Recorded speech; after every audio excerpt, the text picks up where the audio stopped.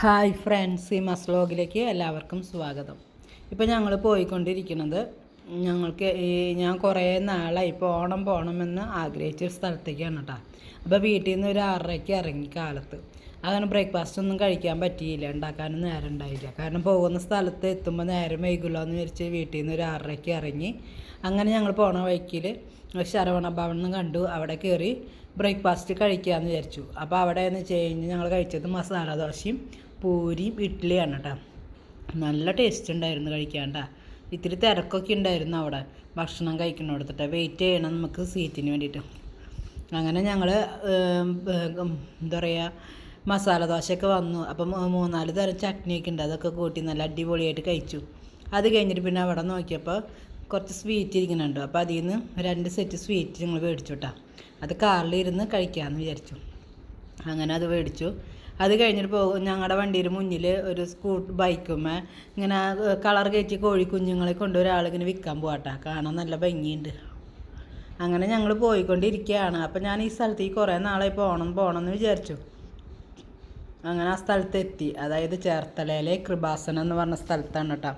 അപ്പോൾ ഇത് അവരുടെ കാർ പാർക്കിംഗ് ഏരിയ ആണ്. അപ്പോൾ അവിടെ കാറ് പാർക്ക് ചെയ്ത് കഴിഞ്ഞിട്ട് റോഡ് ക്രോസ് ചെയ്തിട്ടാണ് പിന്നെ കൃപാസനത്തിൻ്റെ ഉള്ളിലേക്ക് വരാൻ പറ്റുന്നുള്ളൂ കേട്ടോ. അവിടെയൊക്കെ ഇങ്ങനെ ചെറുകിട കച്ചവടക്കാർ കുറേ ഉണ്ട് കേട്ടോ. ശരിക്കും പറഞ്ഞാൽ നമ്മൾ വേളാങ്കണ്ണിക്കൊക്കെ പോകുമ്പോൾ കച്ചവടക്കാരെ കാണില്ല, അതേപോലെ ഇഷ്ടം പോലെ കച്ചവടക്കാരും ചെറിയ ചെറിയ തട്ടുകടകളും ഒക്കെ ഉണ്ട് കേട്ടോ. കാരണം നമുക്ക് ഭക്ഷണം കഴിക്കാനൊന്നും ഒരു ബുദ്ധിമുട്ടില്ല, കാരണം പുറത്തൊക്കെ ചെറിയ ചെറിയ കടകളുള്ളത്. അപ്പോൾ ഞങ്ങൾ ഉള്ളിലേക്ക് കിടന്നപ്പോൾ ഉള്ളിൽ അത്യാവശ്യം നല്ല തിരക്കുണ്ട്.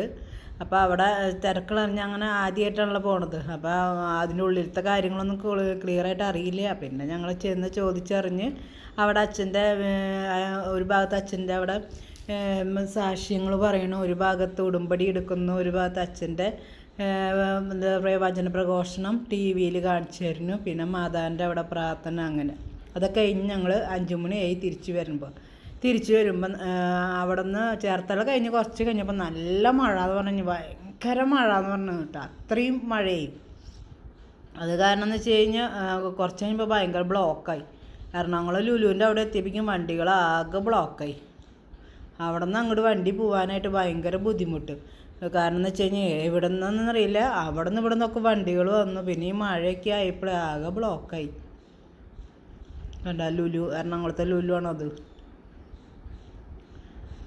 എന്നാലും ഞങ്ങളിങ്ങനെ ബ്ലോക്കിൽ കൂടെ മെല്ലെ എത്തി അങ്ങോട്ട്. അപ്പോൾ വീട്ടിലെത്തുമ്പോൾ ഒരു 10 മണിയൊക്കെ ആയിട്ടാണ്. കാലത്ത് 6:30-ക്ക് വീട്ടിൽ നിന്ന് പോയതായാലും വീട്ടിലെത്തുമ്പോൾ ഒരു 10 മണിയൊക്കെ ആയി.